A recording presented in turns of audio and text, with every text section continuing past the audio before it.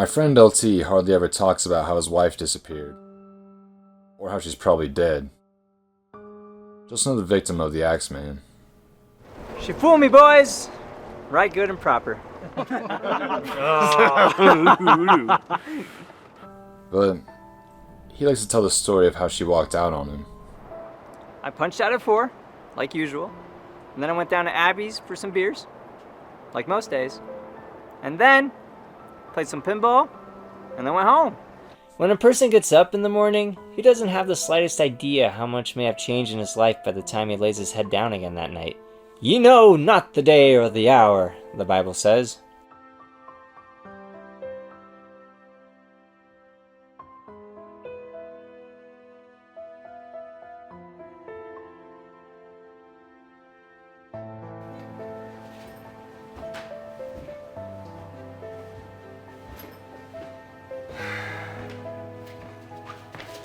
Lulu, if you leave the garage door open long enough, eventually someone will take advantage of it.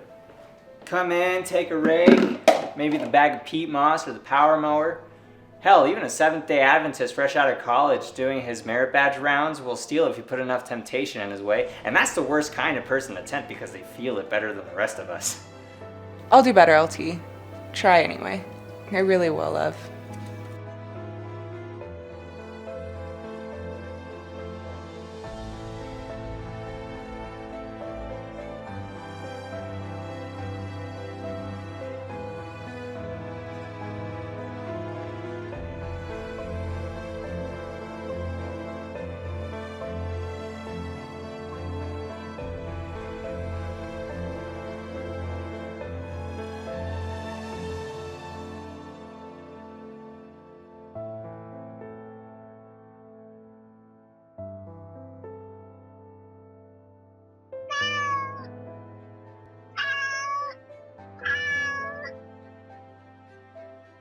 I like that cry. I think it's sort of cute.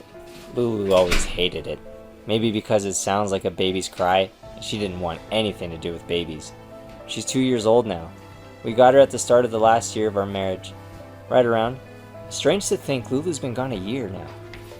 And we were only together 3 to start with.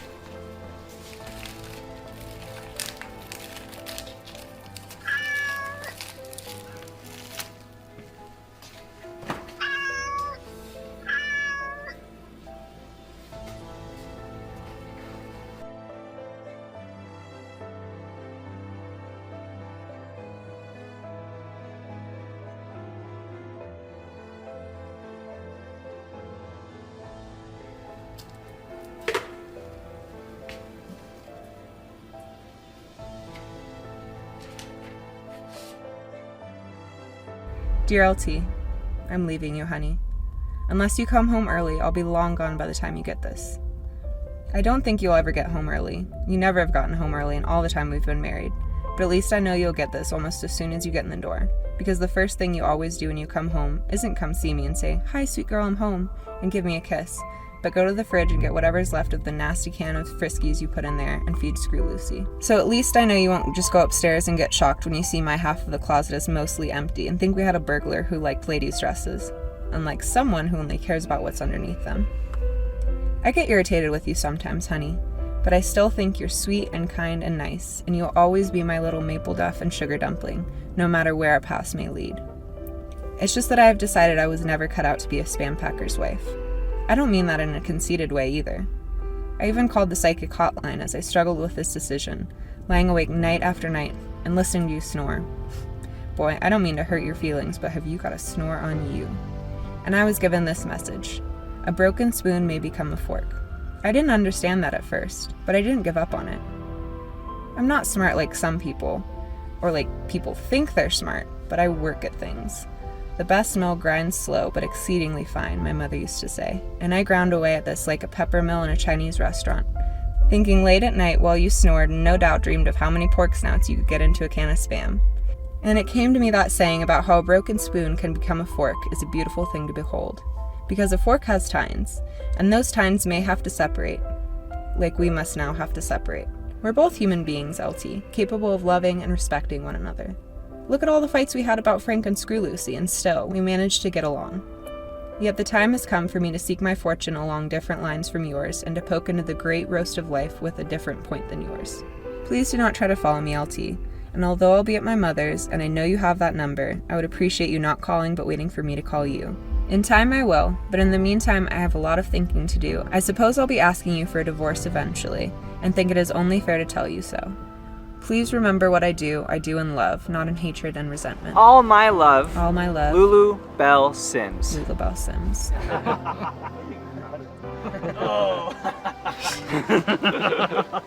P.S. I took Frank with me and left Screw Lucy for you. I figured that's probably the way you would have wanted it. Love, Lulu.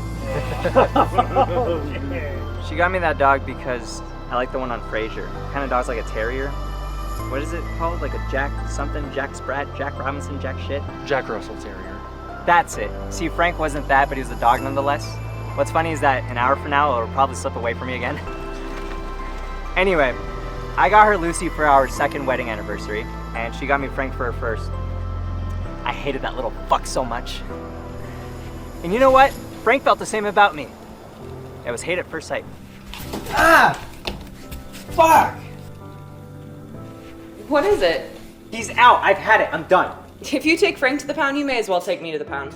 That's all you think of him, and that's all you think of me. All we are is nuisances you'd like to get rid of, honey. That's the cold, hard truth. He puked in my slipper. The dog puked in his slipper, so off with his head. Oh, sugar pie, if only you could hear yourself. Hey, you try sticking your bare foot in a slipper full of dog puke and tell me how you like it. Oh dear, Whittle Maple Duff stuck his whittle footy in some whittle spit up. Spit up is like drool. Spit up doesn't have these big fucking chunks in them. Let me tell you something, honey. A little drool in your slipper is very minor stuff. You men slay me. Try being a woman sometimes, okay? Try always being the one laid up with the small of your back in that cum spot. Or the one that goes to the toilet in the middle of the night and the guy's left the goddamn ring up and you splash your can right into the cold-ass water. Little midnight skin diving. The toilet probably hasn't been flushed either. Men think the urine fairy comes by around 2 a.m. and takes care of that. And there you are, sitting crack deep in piss. And all at once you realize your feet are in it too. You're paddling around lemon squirt because although guys think they're dead-eye dick with that thing, most can't shoot for shit. Drunk or sober, they gotta wash the goddamn floor all around the toilet before they can even start the main event. All my life I've been living with this, honey. A father, 4 brothers, 1 ex-husband, plus a few roommates that are none of your business at this late date, and you're ready to send poor Frank off to the gas factory just because one time he happened to reflux a little drool in your slipper. My fur-lined slipper.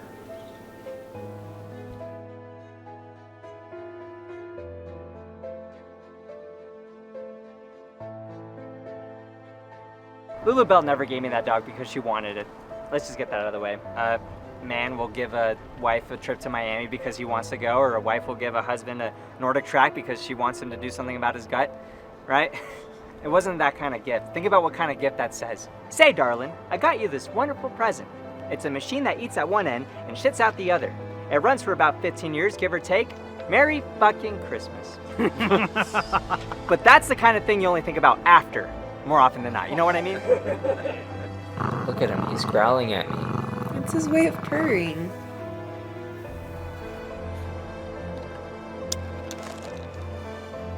So then one day, Lulu and I, on a Saturday, were out at the mall.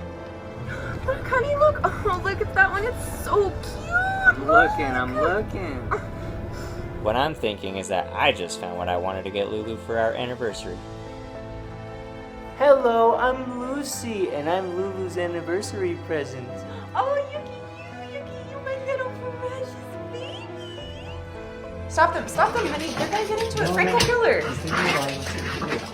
Stop them. Frank's growling at her. He's not growling, he's purring. I know that from all the times he's purred at me. Hey, can you give me some of that muscle milk? Get the fuck out of here. Hey, have you ever seen me swap Frank off the bed that way? If you ever tried, you'd find yourself a finger or 3 shy, most likely. That cat thinks she's the Queen of Sheba. I swear to God, LT, if that cat doesn't stop yowling, I'm gonna hit it with an encyclopedia.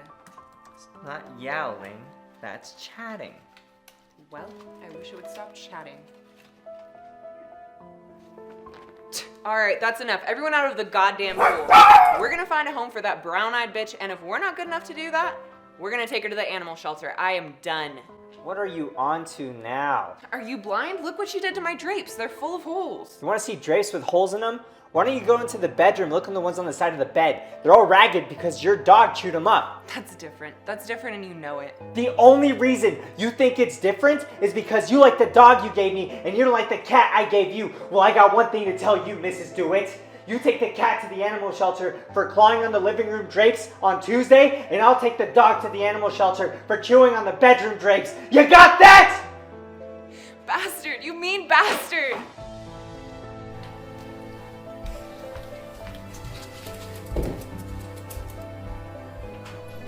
I slept on the couch that night. First time. A month later, give or take, she was gone. Oh, man. Well, this has all led me to what I call L.T. DeWitt's theory of pets. If your dog and your cat are getting along better than you and your wife, then you better expect a Dear John letter on the refrigerator door.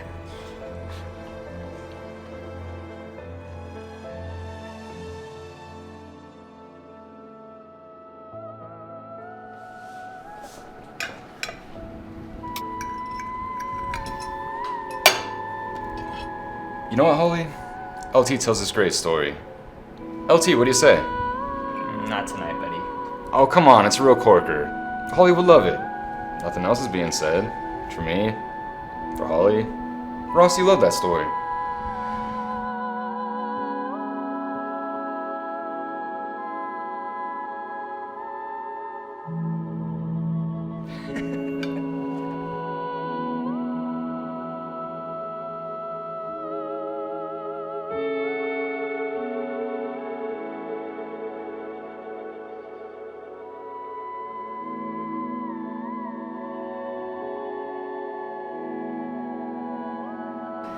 Well, that was a sporting good meal. Thank you so much. Holly, it was great meeting you. Come over anytime, LT. We like seeing your face around here.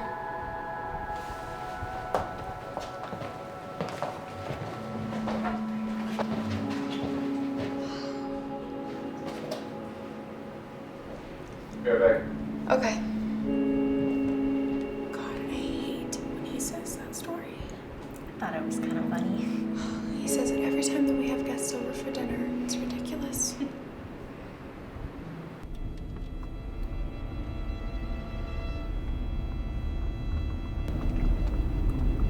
You know, in about a week or so, Lulu Bell will have been gone for a year. Our 4th anniversary. Flowers if you're old-fashioned. Electrical appliances if you're newly fangled. Lulu Bell's mother is going to buy a mark with her name on it at the local cemetery.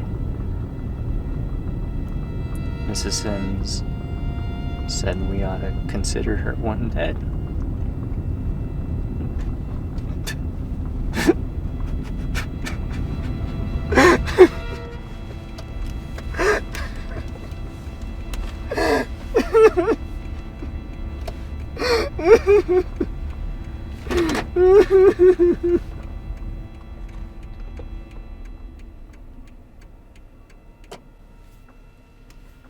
Come on, LT. It's alright, man. I just miss her so goddamn much. I'd come home and it's just me and I'm alone with the cat crying and crying and crying. And pretty soon I'm crying too. And we're both crying together. And as I feed her dish with that goddamn muck she eats. I think she's out there somewhere. That's what I think. Well, you can believe that if you want. There's no law against it or anything. And it's not like they found her body.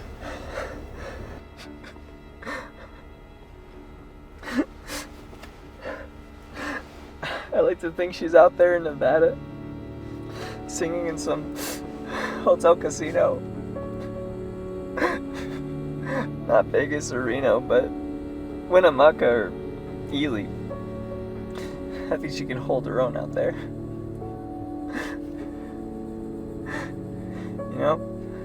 She must have saw a singer wanted sign and went in and said the hell with going back to her mother. You know? She was a great singer too. I don't know if you've ever heard her. I mean, she wasn't great, but she was good, you know? Or another idea. Prostitution is legal out there in Nevada, you know? Not in all the counties, but in most of them. She's probably out there in like a Green Lantern trailer or a Mustang Ranch. You know, women have a streak of whore in them. Lou did. I don't mean she stepped around me or slept around me. So don't ask me how I know, but I think I do. Yes, she must be there. She must be out there. I can believe that if I want. Sure, you bet, LT. Hell, I do believe that. I do believe that.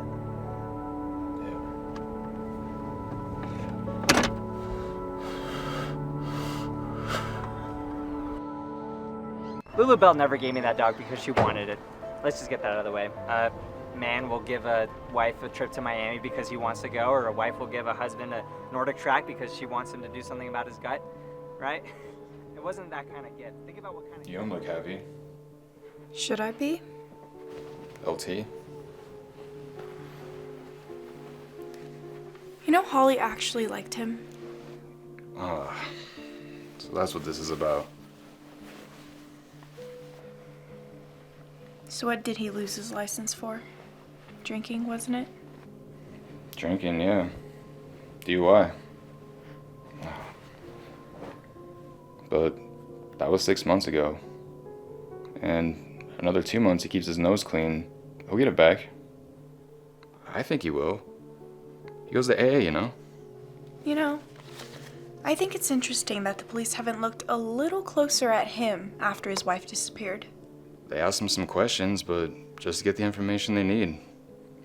There was never any question to him doing it, Ross. He was never a suspect. Oh, you're so sure. As a matter of fact, I am. I know some stuff. Lulu Bell called her mom from Colorado the day she left. And then again from Salt Lake City the next day. She was fine then. Those were both weekdays, and LT worked that day. He was at work when they found their car as well, parked off of Caliente. Unless he can magically transport himself from place to place in a blink of an eye, he didn't do it. Besides, he wouldn't. He loved her.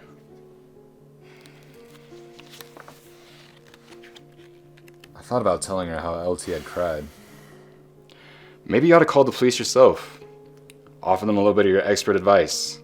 Point out some of the stuff they missed. You know, like Angela Lansbury and Murder, She Wrote.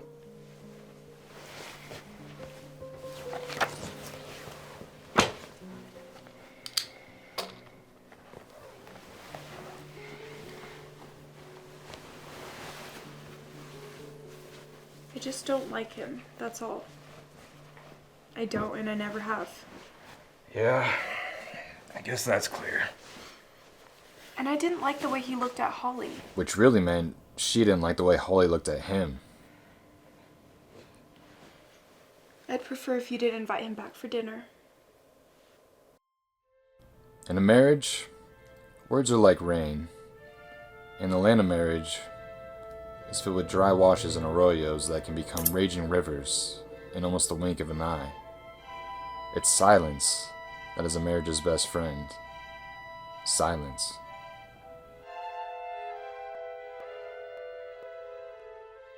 I lay awake a little longer, thinking of a dusty little car, perhaps parked beside a tree in the Nevada desert, not too far from Caliente. There was a man who had butchered 5 women out in that part of the world, 5 in 3 years, mostly during the time LT had been living with Lulu Bell. He would get them to stop, somehow, then pull them out of their cars, dismember them with an axe, Leave them a rise or two away from the buzzards, crows, and weasels. The police call this killer the Axeman. The Axeman has never been captured, nor is he killed again. The blood on the seat wasn't human blood, you see. The ranch hand who found Lulu Bell's car saw a cloud of circling birds half a mile away, and when he reached them, he found not a dismembered woman, but a dismembered dog. Little was left but bones and teeth.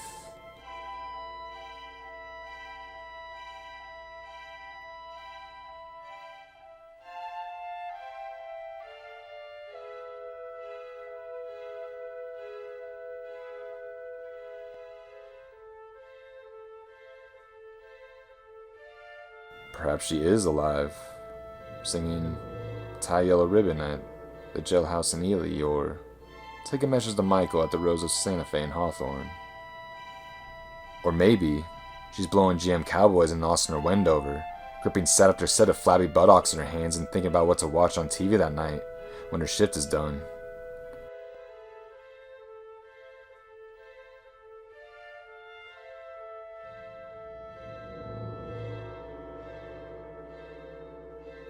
Perhaps she just pulled over to the side of the road and walked away. Maybe she left Frank behind thinking someone would come along and give him a good home. Only it was the Axeman who came along and... But no. I met Lulu Bell and for the life of me, I can't see her leaving a dog to most likely roast to death or starve to death in the Barrens. Especially not a dog she loved the way she loved Frank. She could still be alive somewhere. I thought about the sounds cats make. That weird crying. It must sound good if you love them. It must sound like coming home.